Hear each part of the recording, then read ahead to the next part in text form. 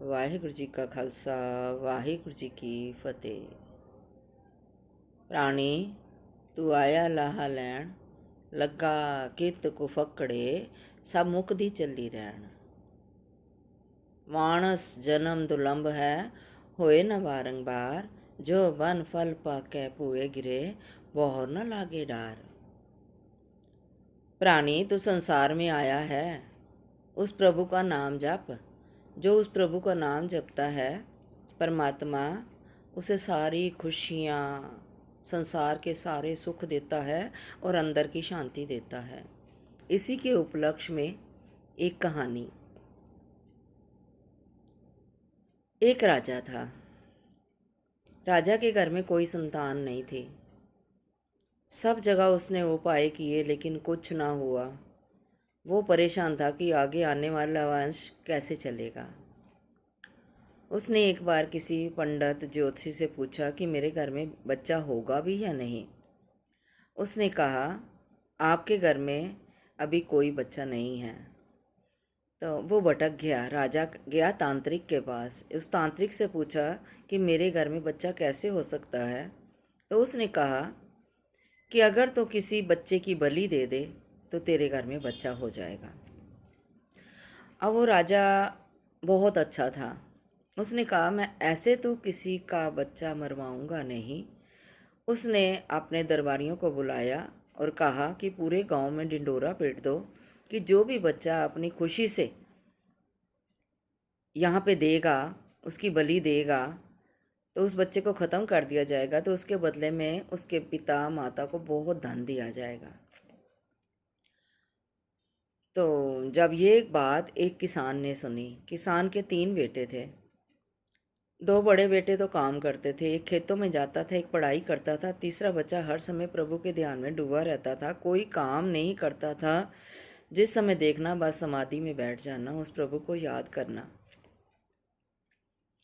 तो वो पिता उसका बड़ा परेशान था कि 2 बड़े बेटे तो सारा काम संभालते हैं, ये तो बैठे बैठे खाता रहता है, पता नहीं किसके ध्यान में बैठा रहता है, और बस खाता है, घूम के आता है, ध्यान में बैठता है, फिर आ जाता है घर में, फिर बैठ जाता है। तो कहते हैं इसका ये बेकार है हमारे लिए। तो उसने कहा कि चलो अच्छा है, ये बच्चे को ख़त्म करवा देते हैं, दे देते हैं राजा को, राजा के घर में भी बच्चा हो जाएगा तो हमें धन मिल जाएगा। तो वो किसान अपने उस छोटे बेटे को लेकर राजा के सामने पहुंचा। तो उसने आके कहा कि राजा जी, मैं अपना बच्चा आपको बलि देने के लिए देना चाहता हूँ। तो राजा ने कहा ठीक है। तो कहते हैं कि बच्चे को लेके आए। कहते हैं बच्चे को नहला धुला दो, सुंदर कपड़े पहना दो।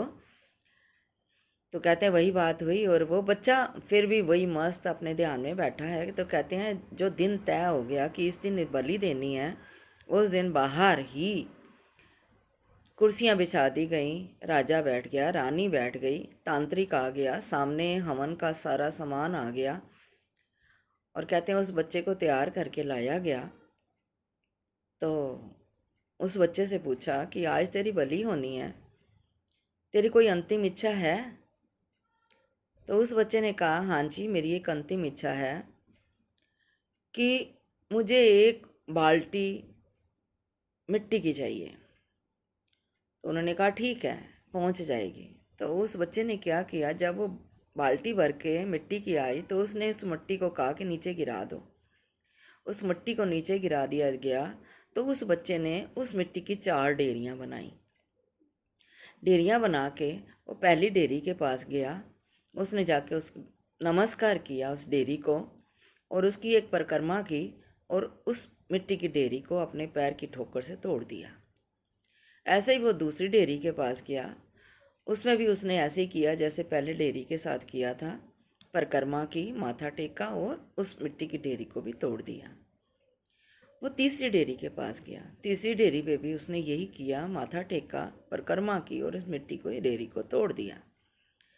जब वो चौथी डेयरी के पास गया, नमस्कार किया, वहीं पे ही बैठ गया। तो ध्यान में बैठा 5 मिनट, उस डेयरी को नहीं तोड़ा। तो कहते हैं राजा और उस तांत्रिक ने सोचा कि इस बच्चे ने ऐसा क्या किया है, क्यों ना इस बच्चे से पूछा जाए। तो उन्होंने उस बच्चे से पूछा कि बेटा तूने ये क्या किया है? तो उसने कहा मैंने 4 डेयरियाँ बनाई थी। पहले डेयरी बनाई थी मैंने अपने माता-पिता के नाम की। जो माता-पिता मुझे इस संसार में लेके आए, उन्होंने मेरा नहीं सोचा कि हर इंसान अपना भाग्य अपने साथ लेके आता है। उन्होंने मेरा नहीं सोचा, मेरी बलि देने के लिए आपके हवाले कर दिया। मेरे लिए माता-पिता कुछ नहीं है, इसलिए मैंने उस डेयरी को तोड़ दिया। दूसरी डेयरी मैंने बनाई अपने रिश्तेदारों की। रिश्तेदारों ने भी मेरे माता पिता को सलाह नहीं दी कि ये बच्चे को आप बलि के लिए क्यों दे रहे हो। तो ये मैंने उनकी डेयरी भी तोड़ दी।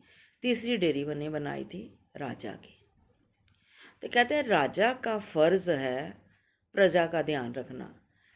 तो राजा खुद ही बलि के लिए मुझे ले रहा है, तो मेरे लिए तो राजा भी बेकार है, इसलिए मेरा राजा की डेयरी को भी मैंने तोड़ दिया।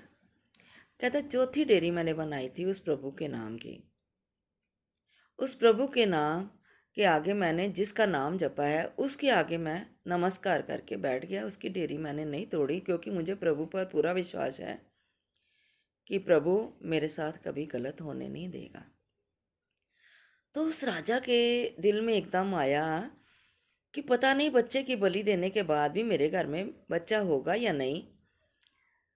तो कहता क्यों ना मैं, ये बच्चा इतना बुद्धिमान है, क्यों ना मैं इसी बच्चे को गोद में ले लूं और राजकुमार बनाऊं, आने वाला वंश ये चलाएगा।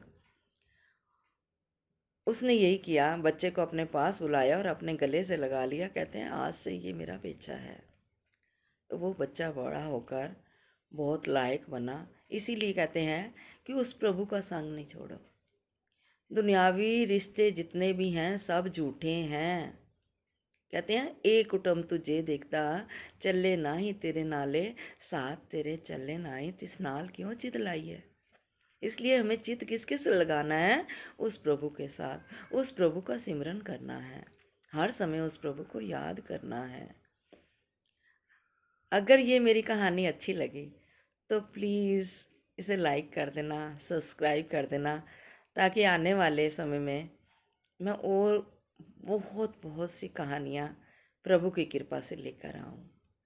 वाहिगुरु जी का खालसा, वाहिगुरु जी की फतेह।